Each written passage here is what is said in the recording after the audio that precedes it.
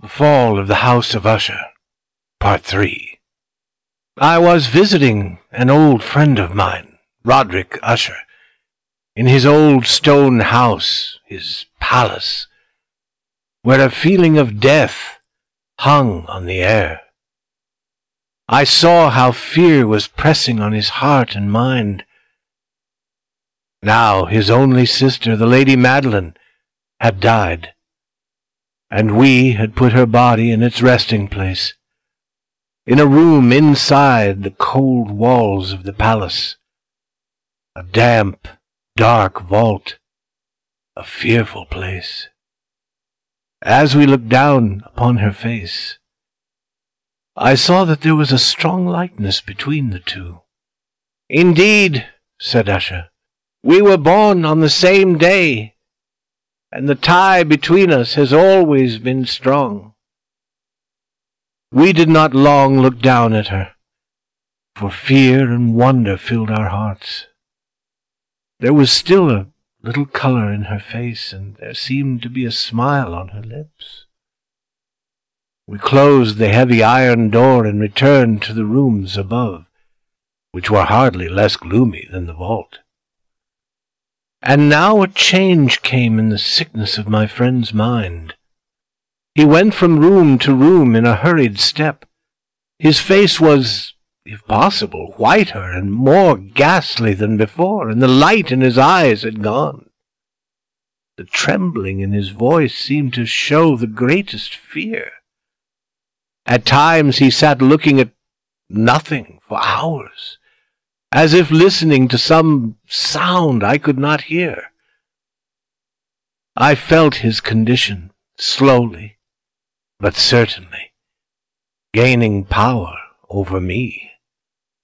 I felt that his wild ideas were becoming fixed in my own mind. As I was going to bed late in the night of the 7th or 8th day after we placed the Lady Madeline within the vault, I experienced the full power of such feelings. Sleep did not come. While the hours passed, my mind fought against the nervousness. I tried to believe that much, if not all, of what I felt was due to the gloomy room, to the dark wall coverings which in a rising wind moved on the walls. But my efforts were useless.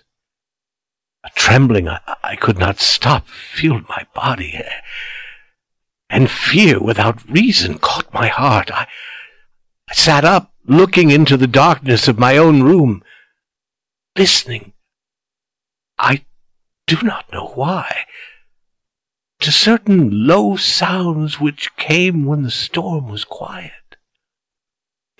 A feeling of horror lay upon me like a heavy weight. I put on my clothes and began walking nervously around the room. I'd been walking for a very short time when I heard a light step coming toward my door. I knew it was Usher. In a moment I saw him at my door, as usual, very white, but there was a wild laugh in his eyes. Even so, I was glad to have his company. "And have you not seen it?" he said. He hurried to one of the windows and opened it to the storm. The force of the entering wind nearly lifted us from our feet. It was, indeed, a stormy but beautiful night, and wildly strange. The heavy, low-hanging clouds which seemed to press down upon the house flew from all directions against each other, always returning and never passing away in the distance. With their great thickness they cut off all light from the moon and the stars, but we could see them because they were lighted from below by the air itself, which we could see rising from the dark lake and from the stones of the house itself. "You must not, you shall not look at this," I said to Usher, as I led him from the window to a seat.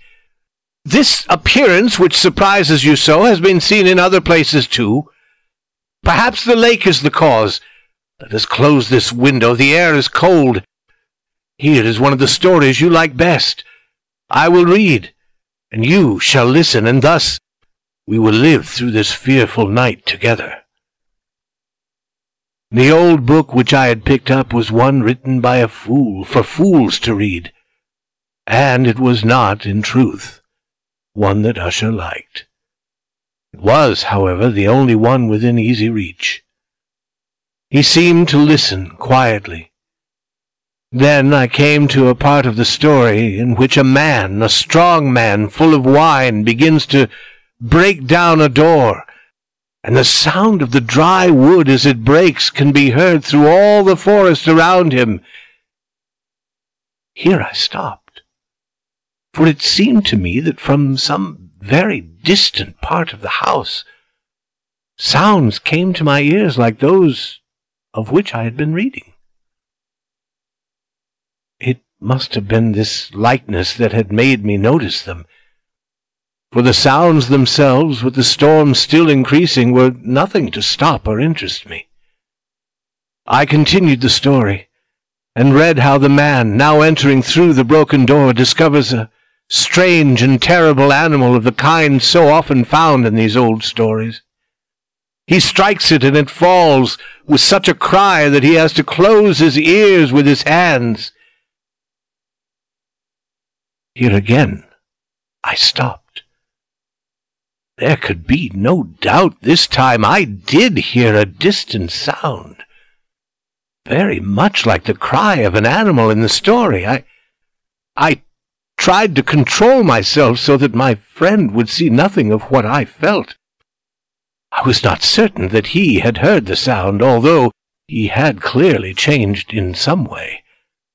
He had slowly moved his chair so that I could not see him well. I did see that his lips were moving as if he were speaking to himself. His head had dropped forward, but I knew he was not asleep, for his eyes were open, and he was moving his body from side to side. I began reading again, and quickly came to a part of the story where a heavy piece of iron falls on a stone floor with a ringing sound. These words had just passed my lips when I heard clearly, but from far away, a loud ringing sound, as if something of iron had indeed fallen heavily upon a stone floor, or as if an iron door had closed. I lost control of myself completely and jumped up from my chair. Usher still sat moving a little from side to side. His eyes were turned to the floor. I rushed to his chair. As I placed my hand on his shoulder, I felt that his whole body was trembling. A sickly smile touched his lips. He spoke in a low, quick, and nervous voice, as if he did not know I was there. "Yes," he said, "I heard it. Many minutes, many hours, many days have I heard it, but I did not dare to speak. We have put her living in the vault. Did I not say that my senses were too strong? I heard her first movements many days ago, yet I did not dare to speak. And now that story. But the sounds were hers. Oh, where shall I run? She is coming to ask why I put her there too soon. I hear her footsteps on the stairs. I hear the heavy beating of her heart." Here he jumped up and cried as if he were giving up his soul. "I tell you, she now stands at the door!" The great door to which he was pointing now slowly opened. It was the work of the rushing wind, perhaps, but no. Outside that door a shape did stand.